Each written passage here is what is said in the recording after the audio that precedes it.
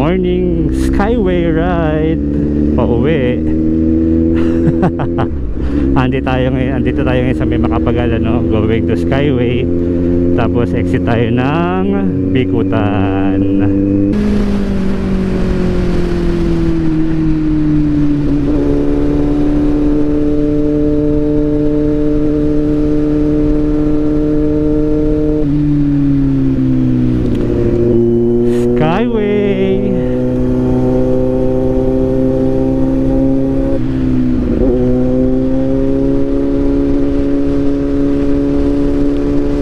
Chill ride lang tayo dito, no? Hindi natin kailangan magmadali. Pauwi naman tayo ng bahay. So I prefer to go home ng umaga kaysa umuwi kagabi, para maluwag ang kalsada, hindi tayo masyado stressed. And ayan, iwas traffic. Saka ayoko na masyado madilim, wala tayong mga auxiliary light.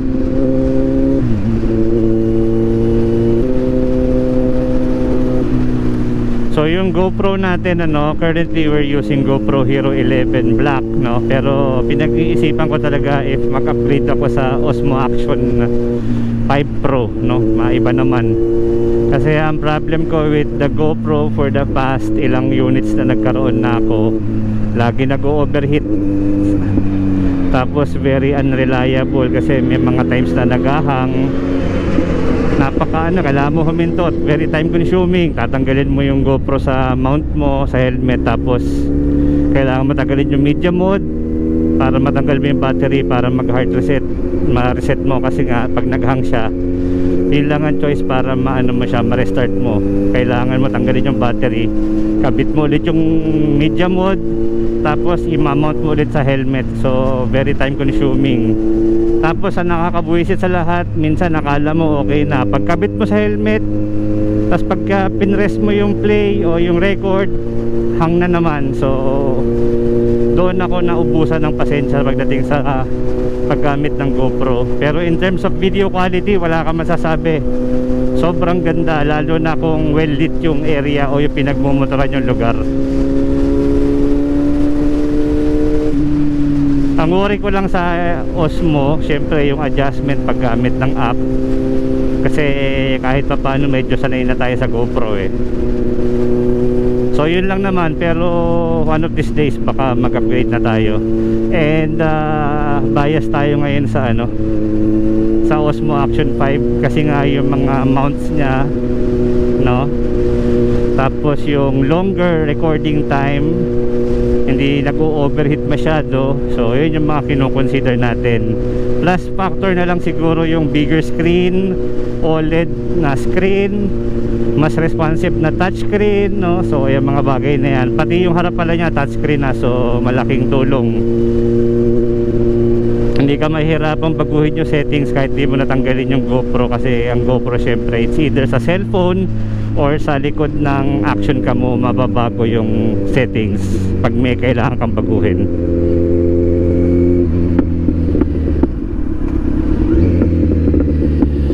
Insta360 X4 pinag-iisipan ko din, pero since baka this coming April or May lumabas na yung bagong model, syempre konting antay na lang, pwede namang tsaga-tsaga muna, di ba?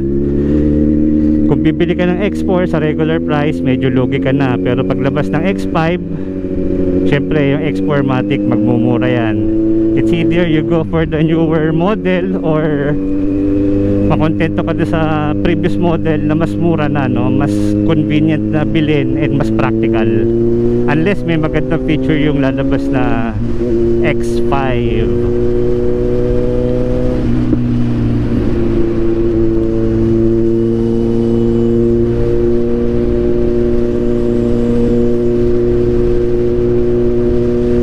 Biyahe muna tayo, no? Ang isa pa problema ko nga pala, no, for the longest time na nagbablog tayo is yung audio quality. Kasi up to now, ang major concern ko pa rin is yung wind noise. Hindi ko pa rin siya totally matanggal talaga. It might be because, diba, chipipay lang yung ginagamit nating editing tools. Pero nasanay na rin ako. Hopefully yung mga nanonood sa atin no choice na rin masasanay ka na rin lang talaga kung paulit-ulit na ganyan. Pero syempre I'm looking for other alternative, no, other options kung paano ko ma-improve yung ating wind noise reduction, whether it be sa editing app na gagamitin natin or alteration do sa microphone and whatever hack na pwede magawa para ma-eliminate niya mismo yung wind noise.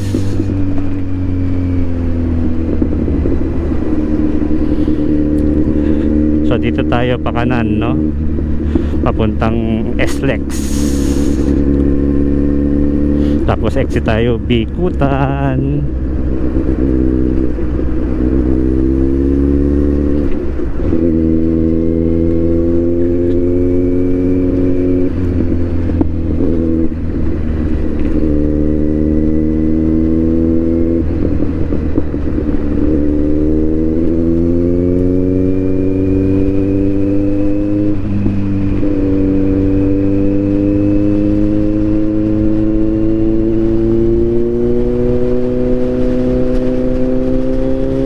Tayo sa gilid. Hindi naman natin kailangan magmadali.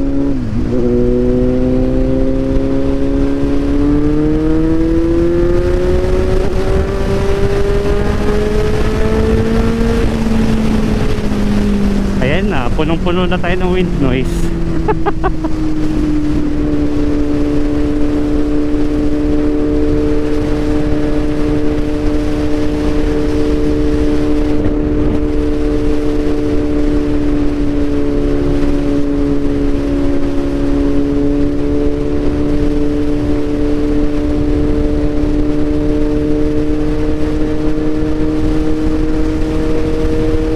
So maintain lang natin yung below 100 na speed limit natin dito, no.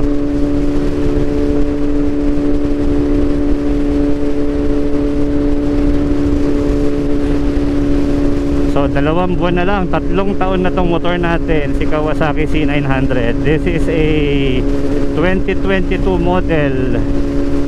So 2025 na, 3 taon na siya. Pero so far wala naman tayo naging problema. Do kung titignan mo yung odometer natin, no, nasa 7,300 plus pa lang ang tinakbo. Kasi sabi ko nga sa inyo, this is just a weekend bike and hindi ko siya ginagamit pang daily. So every now and then, tulad ngayon, no, galing tayo sa work, ito ginamit natin. So ano siya, depende siya sa sa pagkakataon. May times na ginagamit minsan pero hindi lagi.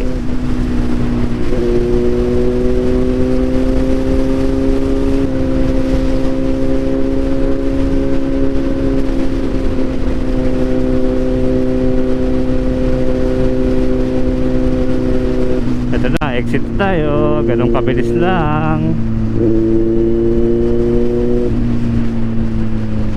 Diba, napakabilis ng biyahe, hindi pa tayo nagmadali sa lagay na yan. Yan pagka wala masyadong sasakyan, syempre. Pero pag marami sasakyan, marami ka sabay, it varies talaga. And expect mo na magkakaroon talaga ng bottleneck pagka sabay-sabay ang mga bumibiyahe. Pero at this rate, at this hour, maluwag. Saturday morning, before 8 AM, napakaganda ng takbo ng biyahe natin.